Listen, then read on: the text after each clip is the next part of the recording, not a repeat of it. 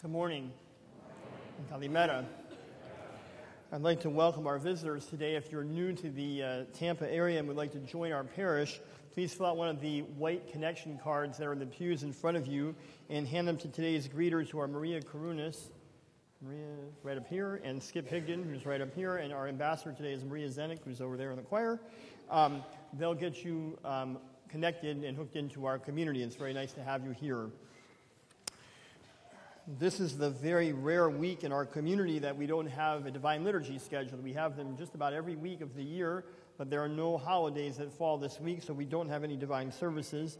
That does not mean we don't have a whole slew of activities going on, because we do. Highlighted by, there's the Orthodoxy 101 class, the second installment, will be tomorrow night. We had like 19 people last week at the Orthodoxy class, so if you missed week one and would like to catch the last 2 weeks of it, please come join us tomorrow at 6:30 right here in the sanctuary. And this Saturday, I'm doing a marriage retreat on improving your marriage. I haven't done this in about 5 years. I think I looked on the calendar, it was maybe 6 years ago. And let me tell you what this is and what it is not. Because many people have asked me, like, what is this, like, where we go and bring all our problems, so everybody in the community knows about them? And I'm like, it's not that. It is definitely not that. The goal of this retreat is to give you some private time with your spouse to talk about your marriage.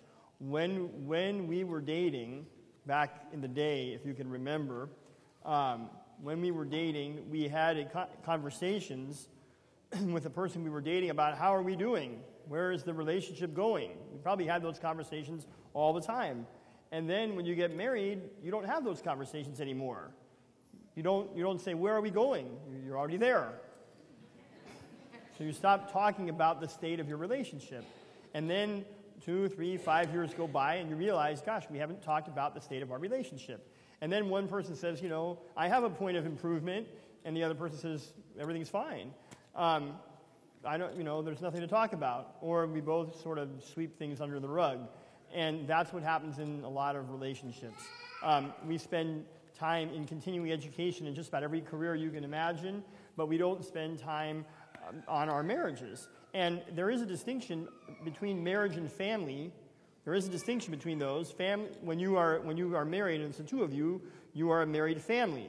When you have children, then your family becomes bigger. Maybe you have 3, 5, whatever people in your family, but there's still that unit of the marriage that's important. And so this week, this Saturday, the idea of the retreat, the theme of the retreat is strengthening your marriage. We're going to have a group gathering in the church. I'll talk a little bit about God's intention for marriage. You'll have two opportunities during the day to sit with your spouse and to fill out a kind of a questionnaire. What are the things that first attracted me to you? What are the strong points of our marriage? That's the first session. The second one is how can we improve ourselves? And in the middle of all that, you'll have an opportunity to submit anonymously on a note card issues you want me to talk about as regards marriage. So if there's something you really want addressed, you can just send it to me anonymously during the retreat, and I'll talk about it, because if you have that question, probably everybody else has it also. So that's what the marriage retreat is about. It's not group therapy. You're not going to have to divulge anything to anybody else. So if you're interested, please email the office by tomorrow so we know how many people to prepare for. Nice to see so many people wearing red today. I guess you all got the email memo. Wear red to church today. Or maybe you were planning to do that anyway for Valentine's Day. I don't know. But the reason why I asked everyone to wear red today was that February in the medical community is Healthy Heart Month. We try to focus in medical terms on having healthy hearts and living healthy lives. And today is also Valentine's Day, so it seemed like the perfect day for everyone to come out and wear red. And so what I want to talk about in my sermon today is about our healthy hearts in 3 ways. We know that as a human being, we have a physical makeup, our bodies, our physical health. We have an emotional makeup. That is our feelings, love, anger, joy. And we have a spiritual makeup. So we have these 3 components as human beings. And our heart has these three dimensions also. Our heart has these three dimensions also. So let's first talk about the health, the physical dimension of our hearts. Everybody starting right here, can do a better job in taking care of their hearts in a physical way with diet and exercise. Of course, I'm not the doctor, so I don't deliver that sermon, and if I did, I'd be sort of hypocritical. People say, Father, do you diet and exercise? I'm like, not as well as I should. And someone would say, do you believe in diet and exercise? And I would say, yes, I do. Are you doing it the way you're supposed to? No, I'm not. So then I believe that I guess I believe that I'm the exception. I'm the exceptional person who doesn't have to diet or exercise right, and I'm still going to have a healthy, happy life. Except that you figure out as you go along that there are no exceptions to that. You have to eat right, you have to exercise, you got to move around so that you can have a healthy heart. No exceptions to that, and I'm not an exception to that, and I'm working on that. And you can feel free to tell me at any time, when I'm eating something here that's not healthy for your heart, and I'm probably looking at what's on your plate too. I don't know. Now, part of the problem with the physical dimension of the healthy hearts is that our society does not encourage us to have physical health. We're always supersizing everything. When you read the amount of calories that people intake on beverages, without food, it's unbelievable. And then we're encouraged to be sedentary and watch TV all the time. So we're not out working as people were doing, in the fields, burning up, thousands of calories a day. So we're now a sitting society that eats more than it ever has. And that's why we're having the problems that we're having. So we have to encourage one another in this dimension. Stress also takes a toll on our hearts. And I've said this many times, you can be in any situation a peacemaker or a peace taker. You can be someone who is reducing stress or someone who is raising the stress level. So as we're thinking about our hearts and thinking about ways that we can reduce stress and increase our vitality, think about this. Are you a person, am I a person who walks into a room and people's blood pressure goes up or goes down? All right? So if we want to encourage healthy hearts, we have to be people that bring stress down where we go places instead of bringing stress up. So now let's talk about the emotional dimension of our hearts. We all know what love is, and today is a day where we celebrate that. I've always kind of thought Valentine's Day was kind of a weird holiday. This is the day we go all out for our wives or our husbands, as if to say the rest of the year we don't try so hard. Every day should be Valentine's Day. We should be expressing our love for our loved ones all the time. But let's look at what St. Paul says about love in the book of 1 Corinthians. The first thing he says is love is what? You say love is fun? Love is easy? It says love is patient.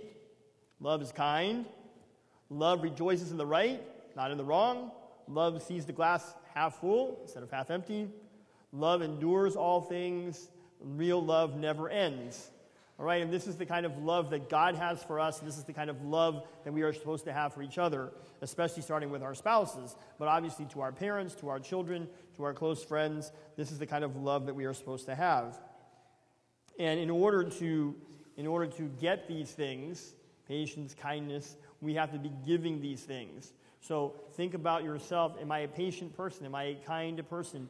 Do I rejoice in the right? Am I a glass half full person? Or am I always looking for the wrong? Am I a glass half empty person? The Bible warns us in the Gospel of Matthew that in the end times, people's hearts will grow cold. This is a sign of the end times, that God's love will sort of drain from society. And you wonder, I'm not a person who prognosticates whether we're in the end times or not, but you see the behavior of people that love really is kind of draining out of our society. We don't have patience. We don't have kindness. We don't look for the right thing. We celebrate and we look for the wrong thing. And many people, their hearts kind of grow cold. All right? And so we need to use this time, Valentine's Day and upcoming Lent, to evaluate ourselves and to reignite that love that is in everybody. Because God put himself, and if God is love, God put himself in each one of us, And we all have the opportunity, we all have the ability to grow love within us. And finally, let's talk about the spiritual dimension of love, and the spiritual dimension of our hearts. The spiritual dimension of love kind of guides the other two. If you have a good spiritual life, then you're going to be emotionally very balanced. And if you have the spiritual discipline, let's say, of fasting, that's going to help with your heart health also. All right, you have the spiritual discipline of self-control. It's going to help you in your dieting and in your stress management. So spiritual dimension of our heart kind of governs the other two. Now, I started thinking about all the times the word heart appears in the Divine Liturgy. It's not that many, but let me give you 3 examples. When the priest is preparing for the great entrance, and the choir is singing the cherubic hymn so beautifully, and the priest is sensing the people, the priest is reciting the 50th Psalm. And the center verse of the 50th Psalm asks God to create in me a clean heart and put a new and right spirit within me. So before the priest is picking up the gifts and offering the sacrifice on the altar and receiving communion, he's asking God to create in him a clean heart. And so this is a prayer that everybody should be offering, not on Sundays only, but on every day. To give me a clean heart today. Imagine if you woke up every morning and you just said that one verse of Scripture. Create in me a clean heart today, O God, and put a new and right spirit within me. All right, and let that spirit carry me while I'm driving. Let it carry me in my workplace. Let it carry me in all my relationships. A clean heart and a renewed spirit. All right, that's one instance of the word heart. The next instance that I want to say is before the Lord's Prayer, the priest says, and grant that with one voice and one heart we may glorify and praise your most honored and majestic name. Imagine if we had a church where everybody was on a totally different wavelength. Nobody was together, cohesive. Let's put it a different way. How many people watched the Super Bowl last week? How many people thought of Father while they were watching the Super Bowl last week? How many people were concerned about my health and well-being during the Super Bowl last week? None, right? You were concerned about yes, you were concerned. You wrote me a note because Audrey was so concerned about my health. She actually wrote me a note afterwards to make sure that I was okay. And also to praise Denver's win. That's fine. I give you that, Andrea. All right.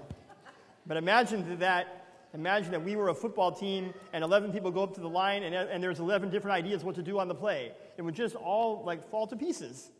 All right? We know that the successful football team, the successful parish, the successful life is where everybody goes on the same page with one voice, one heart, one purpose, one God. All right? So we're reminded that we are supposed to be working in a spirit of oneness. So if you say that prayer every morning, grant that with one voice and one heart, I can do whatever I'm doing today. Be a unifying person rather than a dividing person. All right? And the last thing I want to say from the service is there is a line right after the creed where the priest says, let us lift up our hearts, and the response is what? We lift them up to the Lord. All right? And so you got to think for the healthy heart, am I lifting up my heart to the Lord every day? Am I doing that? Where is my focus during the day? Do I focus on my customers? Do I focus on the bottom line? Do I focus on my frustrations? What is it that I'm focusing on? If you lift up your heart to the Lord every day and you have Him as the focus, then you're going to have a spiritually strong heart. So remember this, a clean heart and a renewed spirit, be a person of oneness, one voice and one heart. Lift up your heart to the Lord. Get your heart squared away in a spiritual way. And then the emotional part and the physical healthy part, those are going to follow. So I wish you a happy Valentine's Day today. I hope that you have a good day with your families, with your spouses, with your children. Let me know if you want to come on Saturday to talk more about your marriage. And have a wonderful and blessed week. Thanks for sharing a beautiful service today. God bless you.